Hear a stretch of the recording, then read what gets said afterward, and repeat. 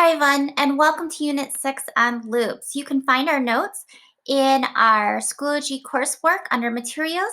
It's going to be Unit 6 loops, and then we are actually focusing today on for loops. So if you click on for loops folder inside of Materials, inside of Unit 6, you'll find information about for loops. So for loops are basically, or loops in general, are used to execute a set of statements repeatedly for a particular condition. So if you're doing some type of counter like a score and you got to keep score for how many times it runs through, or it's something that's going to repeat, a loop is a great way to do that. There are three types of loops. There's a for loop, which is a number of times to do something. A while loop, which repeats but doesn't necessarily have a set number of times. It's based on another condition. A do while, which is like the while loop, it checks to stop at the end, not before. And today we're going to talk again about for loops. So for loops can be looked at like this. So you have your for, hence the word for, a set number. So basically it's like your beginning number, your condition. So it runs through this loop and then it checks to see if it's true or false, like this conditional. And then how much you're going to increment the loop by. So this might mean oftentimes it's usually by 1. And so you're counting like a counter with 1, 2, 3, 4, exactly. And then it does whatever's in these curly brackets. So for example, if you have a for loop that starts with 0 and it goes to 10, so you're going to have 0, 1, 2, 3, 4, 5, 6, 7, 8, 9. So it's going to count 10 spots, starting with 0 though, and going less than 10. And it's going to, what it's going to do is it's going to execute or do something that might be in those curly brackets. So it's not necessarily executing the count. It's just the count is there to keep track of how many times it needs to do that. So that's something to be really aware of. So what happens if you take if we need to look at this visually, you're going to have a start. So you'll have a start like 0. You're going to initialize, meaning set it to some kind of number. Usually it's 0, but you can start with 1. And then it's going to check. It's going to say, hey, is this less than 10? Yep. And then if it is true, it's going to go do inside the loop. Otherwise, it's going to stop. So, and then what it does is this increment, this I++, basically increments that counter, that count by 1 after it does what's inside. So for example, let's go ahead and do a problem here. All right, so let's say I want to count the value up to 10. So I'm going to go to Repel It, and I am going to, at least for this, I'm not doing any user input, so I don't need my libraries or anything. But I'm going to count to 10, starting with maybe 0. So I have to have my for loop, my for, and then I have to have my initialization. What's the first thing that's going to happen? And it's only one time, which means what's the first part of my loop? So I'm going to do an int, and usually we use I for that, equals. I'm going to start with 0, and I'm going to say, hey, I'm going to count up to I is less than, let's say I want to go 0 to 10.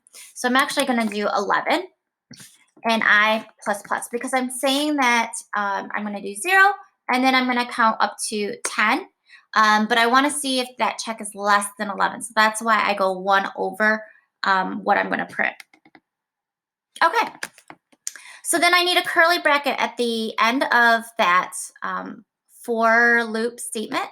And once I hit return, it gives me a closing one. So sometimes I even put a comment here, closes for loop. So people know. And I know too that that's what that closing curly bracket is for. All right, so I'm going to do a system.out.println, and I'm going to print a few things. I'm first going to print, hey, the value of I is, and then I'm actually going to print out the value of I, so I. So again, anything in parentheses or in quotation marks is just text. I is the variable, so I'm printing that out. So when I run this, oops, I need a semicolon.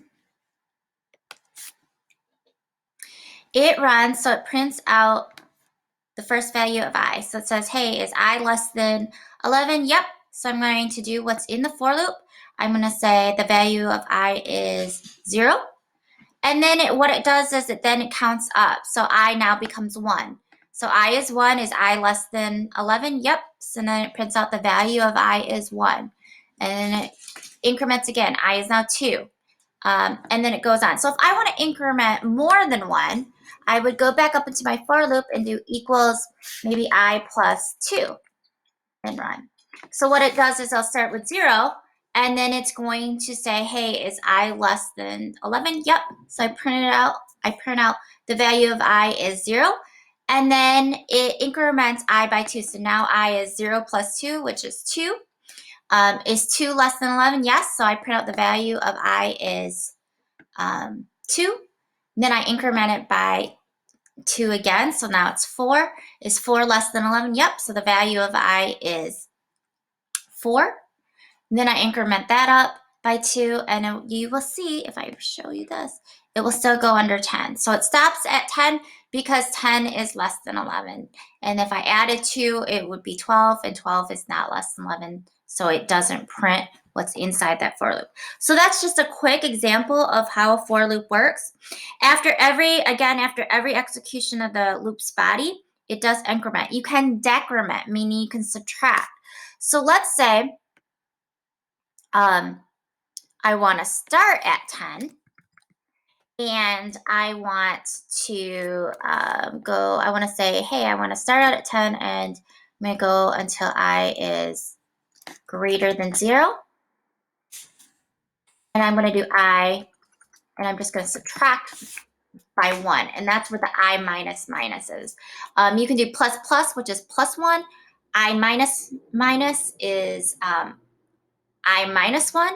And then if you want to go anything greater than that, it's usually easier just to do I equals and then I plus or minus whatever value you want. So when I run this, now it starts at 10 and it should go all the way to 1. Now, if I want to say, if I want to include 0, I might say it's greater than or equal to. So you can use those Boolean operators or expression operators, and then it would put 0. So you can do that as well. So those are 2 ways to kind of show your work. Now, if you're thinking like, hey, I want to do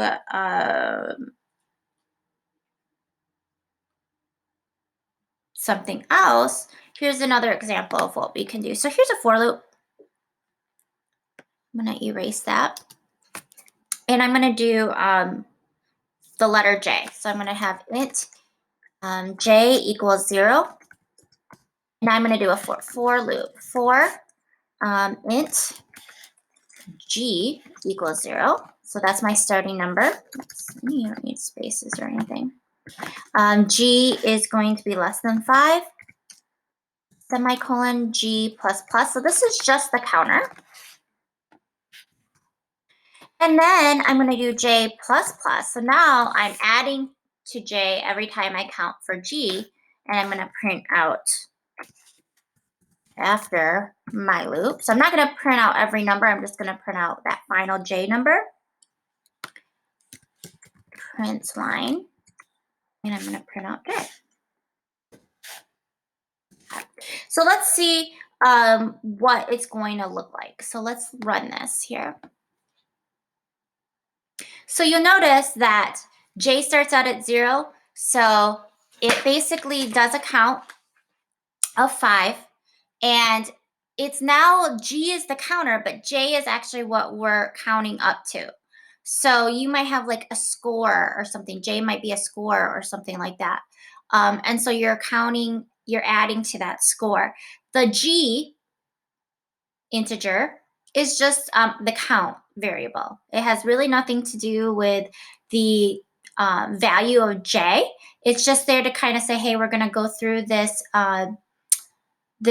loop 5 times, okay? So if I put the system print line inside of the for loop, it's going to be very different.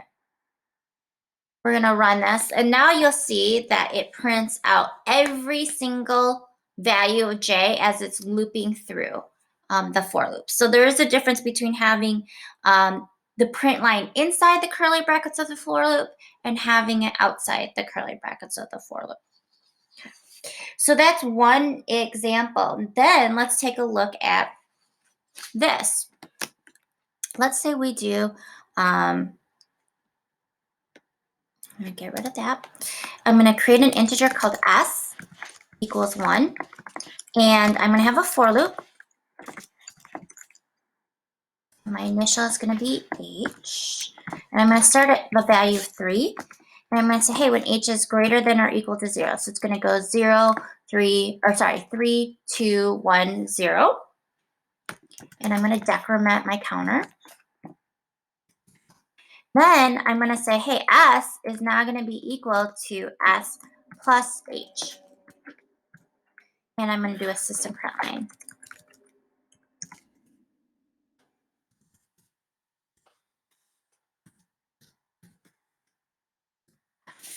When I run this, basically it's saying, hey, s is equal to 1, right? 1 plus h, which is 3, so it's going to be 6. And then I'm going to say, hey, then I take 6 plus 2. It's going to be 8. And then 1 plus 8 is 9. So we'll see what our value is. Oops, 7. So, for example, so first off, so like if you wanted to show this, sometimes I like to do this. So round 1, right, or the run through of the first run, is going to be where s is 1, right, and h is 3.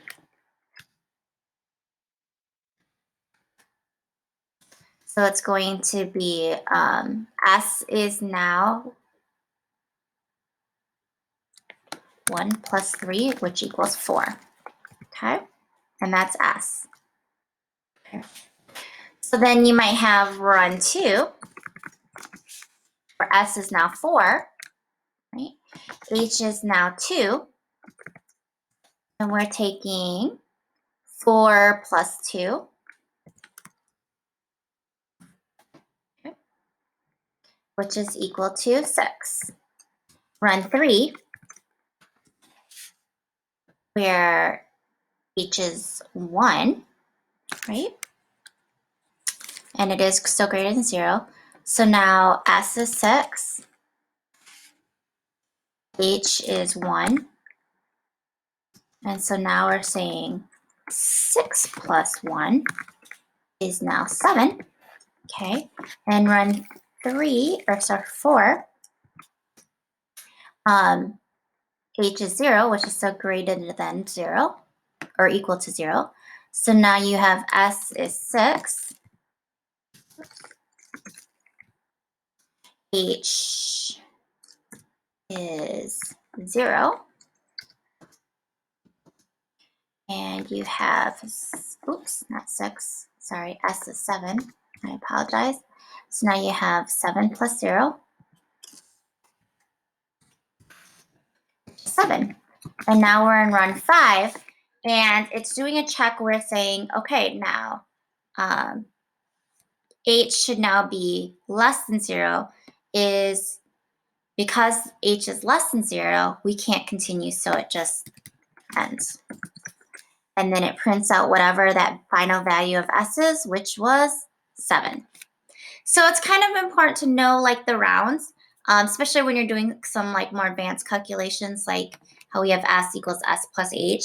Those are just very abstract letters or variables and numbers and calculations, but you can see how the counter can be very different than the end result or whatever is happening inside of the loop. So it's really important to kind of take a look at those things as well. So that's just a quick example of for loops. And if you have any questions, please let me know.